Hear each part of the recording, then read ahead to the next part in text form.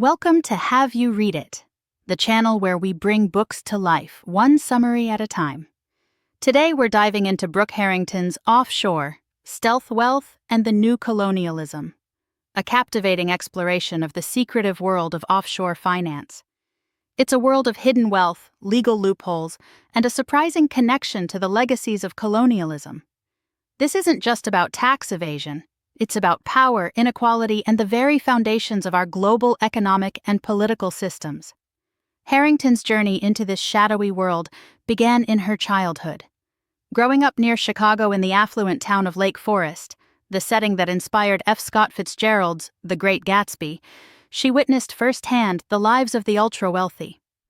While her classmates enjoyed the privileges of wealth, Harrington held a different kind of knowledge. The secrets of financial struggle, public assistance, and a family grappling with disability and legal troubles. This early exposure ignited a lifelong fascination with the hidden dynamics of wealth. As a sociologist, Harrington realized that the key to understanding the world of the super-rich wasn't the wealthy themselves, but the professionals who manage their fortunes.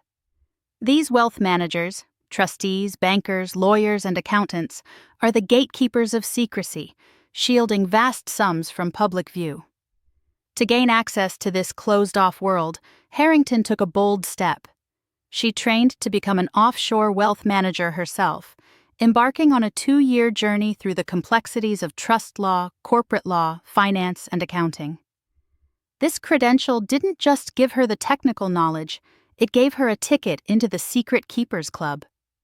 She spent hundreds of hours with seasoned practitioners in classrooms, conference centers, and airport hotels, listening to their war stories and gleaning insights into the mechanics and motivations of offshore finance. What is offshore finance? It's more than just hiding money in tropical tax havens. It's a system that sells secrecy, with tax avoidance as just one consequence. Offshore financial centers, whether they're island nations or states like Delaware and South Dakota, use their laws to attract foreign capital by offering minimal regulation and maximum discretion. This secrecy, Harrington argues, is a form of wealth in itself. It grants impunity, shielding the ultra-rich from accountability to laws and social norms. Need to avoid a messy divorce settlement? Stash your assets in an offshore trust. Facing a lawsuit? Move your money to the Cook Islands, where even the U.S. government struggles to collect judgments. Want to finance environmentally destructive projects without scrutiny? Offshore accounts offer a convenient veil. The impact of offshore finance extends far beyond the super-rich.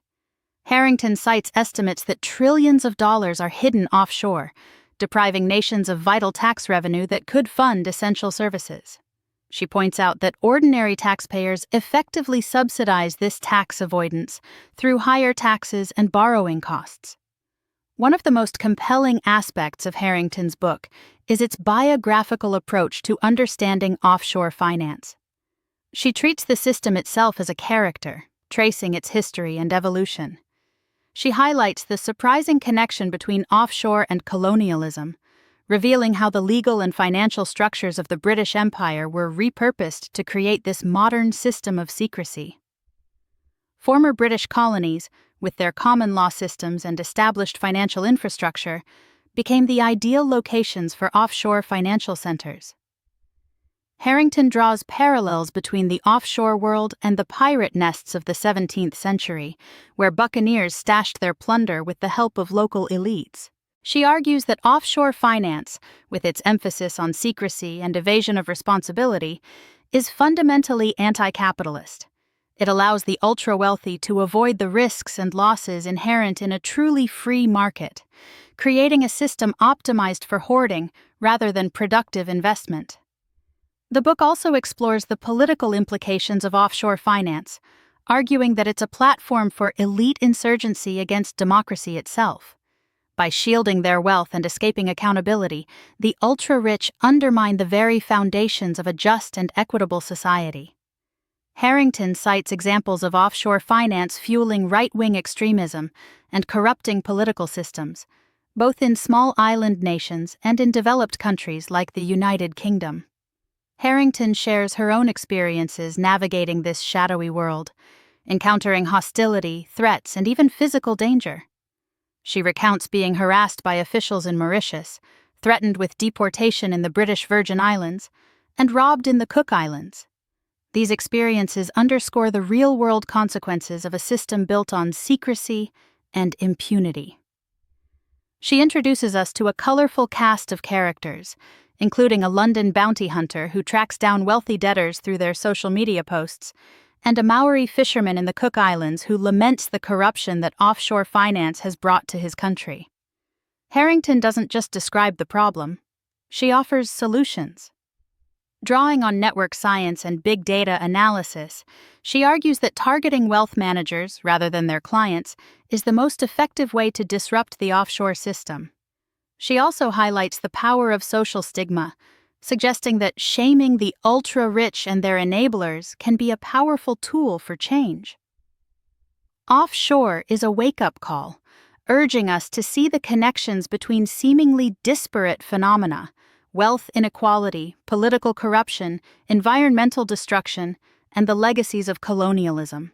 It's a call to action, reminding us that even the most secretive systems are vulnerable to exposure, and that social change is possible. Here are a few key takeaways and heuristics to remember from Offshore. Secrecy sells. The core product of offshore finance isn't tax avoidance, it's secrecy. This secrecy enables a range of illicit activities, from hiding assets to evading accountability. Zombie colonialism. Offshore finance thrives on the repurposed legal and financial structures of the British Empire. This zombie colonialism perpetuates the dynamics of extraction and exploitation. Paradox of plenty. The influx of foreign capital into offshore centers often leads to the finance curse, exacerbating inequality, corruption, and social problems. Follow the money managers. To disrupt the offshore system, target the wealth managers who are the linchpins of the network. Shame the shameless. Social stigma can be a powerful tool for holding the ultra-rich accountable. Thanks for watching. Make sure to give this video a thumbs up and hit that subscribe button so you never miss our next book dive.